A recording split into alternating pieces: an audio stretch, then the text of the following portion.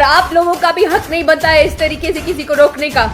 नहीं रुकूंगी मैं, कर लो जिसको जो करना है।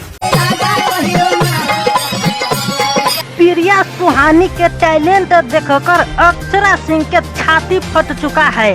प्रिया सुहानी अगर भोजपुरी इंडस्ट्री में आएगा तो अक्षरा सिंह का चूल्हा चपटा बंद हो जाएगा। मतलब भोजपुरी इंडस्ट्री में अक्षरा सिंह के और काम नहीं मिलेगा।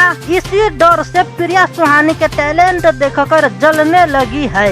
भोजपुरी के और भी बड़ा बड़ा हीरोइन सब के जलन हो रहा है कि अगर प्रिया सुहानी भोजपुरी इंडस्ट्री में आया तो हम लोगों के काम नहीं मिलेगा, क्योंकि प्रिया सुहानी इस तरह से डांस करता है, कमर लचकाता है कि पूरा दर्शक के अपने तरफ आकर्षक बना लेते हैं।